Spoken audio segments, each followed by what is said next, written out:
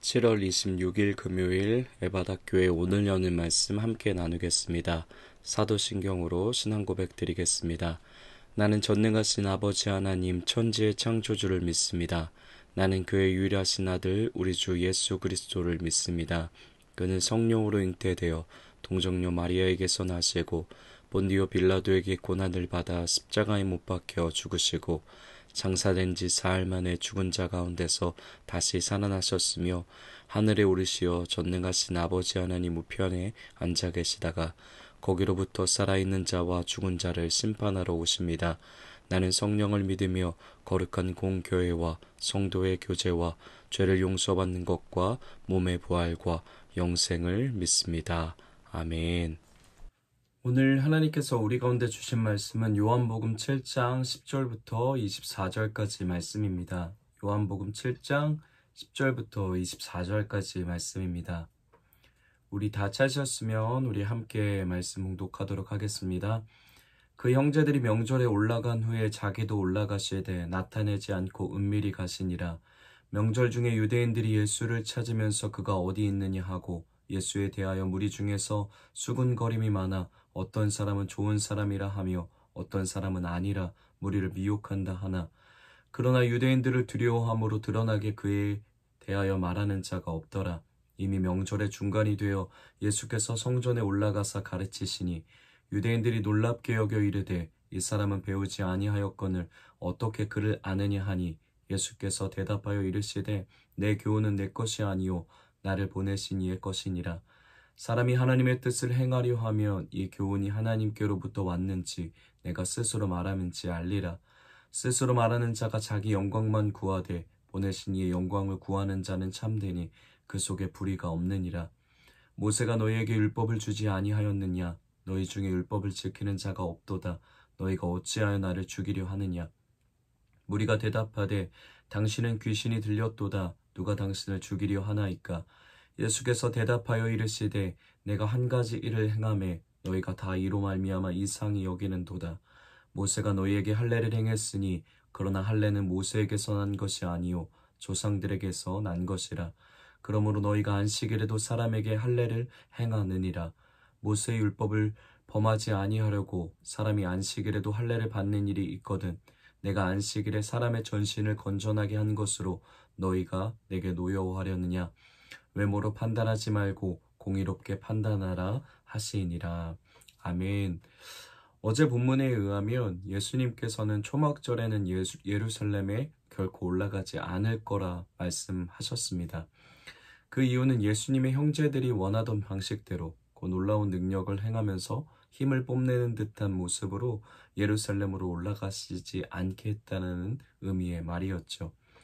예수님은 철저히 십자가를 향하여 죽음과 희생의 모습으로 하나님의 뜻을 이루시길 원하셨는데요.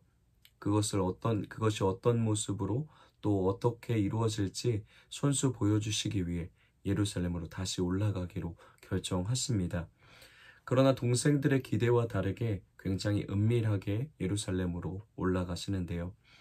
그렇게 명절의 중간쯤에 성전에 오르신 예수님은 하나님의 나라의 복음을 가르치시기 시작하십니다. 이런 예수님의 가르침을 들은 사람들은 두 가지 반응으로 나뉘게 됩니다. 한편에서는 어디서도 들어본 적 없던 예수님의 가르침에 놀라하며 예수님을 좋은 사람이다라고 바라보는 시선을 가지는 사람들이 있었습니다.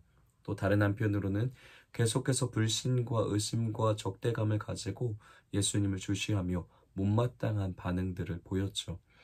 이 못마땅한 사람들이 12절에 보면 예수님을 평가하기를 그가 사람들을 미혹한다라고 비판하는 것을 볼 수 있는데요. 이 미혹한다라는 표현은 구약에서 거짓 선지자들을 향한 전형적인 정죄의 표였습니다. 그러니까 지금 유대인들은 예수님을 자신들의 신앙을 위협하는, 자신들의 건강한 신앙을 위협하는 거짓 선지자쯤으로 정죄하며 몰아붙이고 있는 것이었죠. 물론 일부 유대인들은 예수님의 가르침에 놀라긴 했습니다. 그러나 그것이 그들의 신앙의 회개를 불러일으키거나 하나님께로 돌이키는 생명의 결과를 가져오지는 못했던 거죠. 오늘 말씀은 이처럼 생명의 가르침을 듣고도 예수님의 생명의 가르침을 듣고도 돌이키지 못하고 그냥 한순간의 놀라움으로 잠깐 타올랐다 사라지는 은혜로 그치게 되는 이유를 보여주고 있는데요. 그 이유가 15절, 16절에 나타나 있습니다. 우리 오늘 말씀 15절, 16절 우리 한 번 더 읽어보도록 하겠습니다. 유대인들이 놀랍게 여겨 이르되 이 사람은 배우지 아니하였거늘 어떻게 그를 아느냐 하니 예수께서 대답하여 이르시되 내 교훈은 내 것이 아니요 나를 보내신 이의 것이니라. 아멘. 그 첫 번째 이유는 예수님의 관심과 유대인의 관심이 달랐기 때문이었습니다. 유대인들은 생명의 말씀을 들으면서도 온통 보여지는 것들에 관심을 가지고 있었던 거죠. 그러나 예수님은 가르침을 통해서 그 가르침 너머에 있는 하나님을 알게 하길 원하셨고 하나님의 나라를 맛보게 하길 원하셨습니다. 그 일로 말미암아 그들이 진정으로 자신들이 지금까지 붙잡고 있던 거짓된 믿음을 벗어버리고 진정한 참 생명의 믿음으로 돌이키게 하시고 싶었던 거죠. 그러나 유대인들의 온통 관심은 외적인 것들, 보여지는 것들에만 가 있었던 겁니다. 예수님의 신상을 잘 알고 있던 유대인들이었습니다. 갈릴리 출신의 목수의 아들인 예수님. 그랬기에 선한 것 하나 없어 보이는 예수님이 어떻게 저런 가르침을 할 수 있지? 그것에만 관심을 가졌던 겁니다. 눈에 보여지는 부분들, 자신들의 관심을 자극하는 것들에 오로지 자신들이 알고 싶은 답을 듣는 것에만 온통 시선을 빼앗겼던 것이죠. 그런 눈이 먼 유대인들을 향해 예수님은 16절을 통해서 계속 이렇게 강조하며 말씀하시는데요. 내 교훈은, 내 가르침은 나를 보내신 하나님의 것이다 라고 말씀하십니다. 무슨 말씀을 예수님은 하고 싶으셨던 것일까요? 내 말씀은 하나님의 이야기다 라는 것을 그들에게 강조하고 싶었던 거죠. 하나님에 관한 이야기다. 하나님에 대한 이야기다. 그러니 너희는 하나님을 주목해라 라고 강조해주고 계신 겁니다. 오늘도 예수님은 우리에게 생명의 가르침을 여전히 신실히 전해주고 계십니다. 그렇기 때문에 이 아침에도 우리를 예배의 자리로 불러주신 것이죠. 예수님은 오늘도 말씀을 통해 우리에게 대화를 걸어오시고 예배를 통해 또 기도와 찬양을 통해 가르침을 전해주고 계시는데요. 그 일을 통해 예수님이 우리에게 주시고자 하시는 것이 있습니다. 그것은 바로 예수님 자신이고 하나님 아버지 자신입니다. 말씀과 기도와 예배를 통해서 예수님 자신을 우리에게 계시해 주시고 만나게 하시고 그 만남을 통해 우리가 생명을 풍성하게 누리게 하시길 원하시는 것이죠. 그러나 우리도 예수님의 관심과 우리의 관심이 다를 때가 많이 있는 것 같습니다. 우리의 궁극적인 목적이 예수님이 누구신지에 대한 질문의 답을 듣는 것보다 예수님의 손에 무엇이 있지? 라는 것에 더 집중할 때가 많이 있는 것이죠. 예수님보다 예수님 손에 들린 것에 더 관심을 보일 때가 있습니다. 이 아침에 예수님의 관심이 우리의 관심이 되고 예수님의 시선이 우리의 시선이 되길 소망합니다. 예수님 한 분 그 자체가 우리의 궁극적인 목표요, 또 갈망이요, 이유가 되길 소망합니다. 우리가 잘 아는 팀 켈러 목사는 자신의 책에서 이렇게 말했습니다. 하나님을 제외한 아무리 좋은 것, 선한 것이라도 그것이 궁극적이 되면 우상이 될 수 있다. 우리의 궁극적인 것은 오직 예수님 한 분만 되어야 하고 하나님 자신만 되어야 한다는 것을 강조하고 있는 것이죠. 우리가 유대인과 같이 그분 손에 들린 것들, 외적인 것, 보여지는 것에 우리의 시선과 마음을 빼앗겨 버릴 때 우리의 신앙도 오늘 말씀 15절의 유대인들처럼 깜짝 은혜로만 살아갈 수 있음을 주의해야 합니다. 잠깐 내가 원하는 일들이 베풀어지고 이루어지고 하나님을 향한 놀라움을 경험하고 그로 인해 하나님을 향한 놀라움을 경험하고 잠시 확 뜨겁게 타오를 수는 있으나 그것은 오래가지 못하는 은혜입니다. 금세 시들고 또다시 우리의 이기적인 욕망만을 채우려고 피폐한 신앙인의 삶을 살아가게 될 것입니다.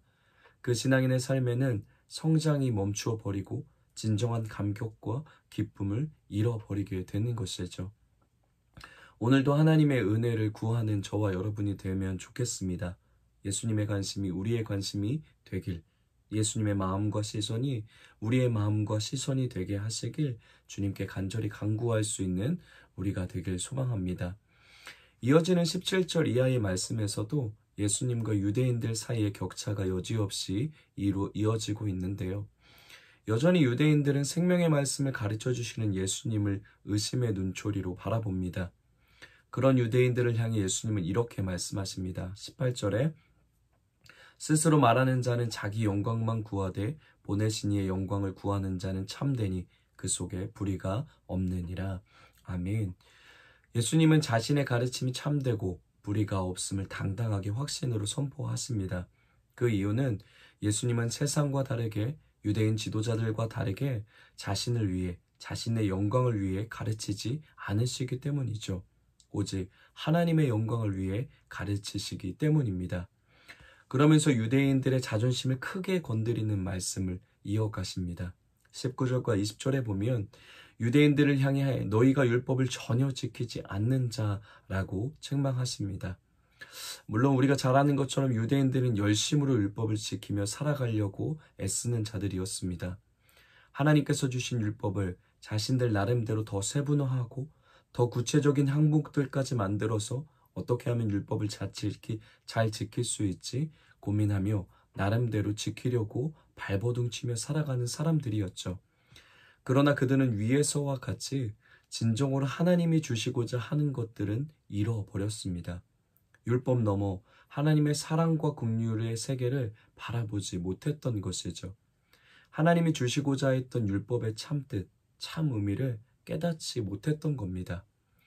그로 인해 자신들이 정해놓은 율법의 기준, 곧 안식일을 어겼다라는 이유로 예수님을 죽이려 하고 있는 것이죠. 그 이야기가 이어지는 21절, 24절의 이야기입니다. 21절, 24절은 사실 5장, 우리가 전에 봤던 5장에서 예수님이 38년 된 병자를 안식일에 고쳤다라는 이유로 예수님을 죽이려고 했던 그 이야기를 가지고 예수님께서 유대인들의 엇나간 신앙을 적나라하게 들추어내시는 말씀인데요. 유대인들은 철저히 안식일에 대해 오해하고 있었습니다. 율법 자체를 오해하고 있었던 거죠. 그것을 예수님께서 안식일과 할례의 이야기를 통해서 들추어내십니다. 이야기의 내용은 이렇습니다. 유대인들의 남자아이는 난지 8일 만에 할례를 받아야 했는데요. 그런데 아이가 안식일에 태어나면 율법을 따라 다음 주 안식일에 할례를 받아야 했습니다. 그런데 이것은 일을 하지 말라라는 안식일의 법과 할례법이 부딪히게 되는 말씀이었죠. 하지만 유대인들은 할례를 행하는 것이 안식일보다 더 크고 중요한 법으로 여기고 안식일에도 할례를 행했습니다. 그 원리를 그대로 가져와서 예수님께서 지금 유대인들을 책망하고 계시는 것이죠. 무엇이라 말씀하시고 계신 건가요? 한 사람이 부분적으로 세워지기 위해 안식일에도 할례를 행한 것처럼 38년 동안 고통 가운데 있던 사람이 회복되는 이 중요한 일이 안식일에도 행해지는 것은 지극히 당연한 것임을 말씀하고 강조하고 계신 것이죠. 이 일을 위해 예수님이 오셨음을, 예수님이 안식일의 주인이심을, 그분이 진정한 하나님이 주시는 안식을 우리에게 주시고자 이 땅에 오셨음을 유대인에게 그리고 오늘 우리에게 가르쳐주고 계신 겁니다. 유대인들은 그냥 안식일을 무조건적이고 기계적으로 아무 일도 하지 않으면 된다고 생각했습니다. 그것이 바르게 안식일을 지키는 것이라고 오해했던 것이죠. 그러나 하나님은 그 안식일을 통해서 하나님께서 우리를 위해 베푸셨던 구원의 은혜들을 깊이 있게 집중하며 그분 안에 참된 안식과 생명의 회복과 치유와 구원을 누리게 하시기 위해 안식일을 지키라고 명령하셨던 거죠. 이처럼 오늘 본문은 예수님과 유대인의 극심한 격차를 보여주고 있고 예수님은 그런 자들의 눈먼과 잃어버린 시선을 찾아주기 위해 최선을 다해 가르치며 생명의 말씀을 들려주십니다.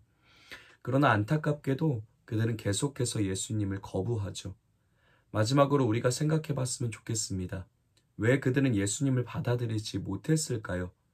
그들의 겉모습에는 하나님의 말씀인 율법도 알았고 율법을 지키려고 하는 열심과 열정도 있었습니다. 그러나 그들은 하나님의 아들이 눈앞에 있음에도 불구하고 수많은 증거들이 있음에도 불구하고 예수님을 영접하지 못합니다. 왜 그럴까요? 그들의 삶 속에 잃어버린 중심이 있었던 거죠. 그것은 하나님을 향한 사랑의 마음이었습니다.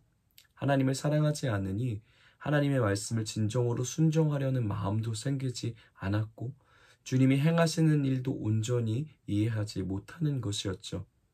우리는 기억해야 합니다. 하나님의 말씀을 잘 배우고 지키려고 애쓰는 태도가 절대적으로 우리의 삶 속에 필요합니다. 그러나 그 중심에는 항상 오늘 말씀과 이어지는 요한복음 5장 42절이 선언하듯 하나님을 향한 사랑의 마음이 중심이 되어야 하고 하나님을 향한 사랑의 마음에서 출발해야 합니다. 사랑할 때 바르게 볼 수 있습니다. 그걸 우리는 어머니의 모습을 통해 볼 수 있는 것이죠. 자녀를 사랑하는 엄마 눈에만 아이의 모든 것이 보이게 됩니다. 남들 눈에는 보이지 않는 아이의 신호와 손짓들, 울음과 불편함과 원함이 아이를 사랑하는 엄마 눈에만 전부 바르게 보이게 되는 것이죠. 그렇기에 우리도 하나님을 사랑할 때, 전심으로 사랑할 때 바르게 볼 수 있고 바르게 이해하고 바르게 깨달을 수 있는 것입니다. 그러나 우리가 한 가지 더 기억해야 합니다. 하나님의 사랑의 중요성을 우리가 너무나 잘 알지만 우리는 우리 스스로 하나님을 사랑할 수 없는 자들이었고, 아니 오히려 하나님의 사랑을 거부하는 자들이 저와 여러분이었습니다.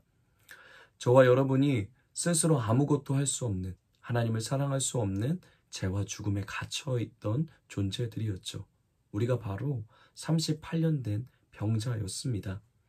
그런 우리를 그 모든 죽음의 침상을 걷어차버리고 하나님을 사랑하며 하나님의 은혜를 향해 두 발로 걸어갈 수 있게 하시기 위해 예수님이 우리의 죽음의 침상을 짊어지시고 우리의 죽음을 짊어지시고 십자가로 가십니다. 그 전적인 은혜가, 그 전적인 희생과 사랑이 우리가 하나님을 사랑할 수 있도록 길을 열어주신 것이죠.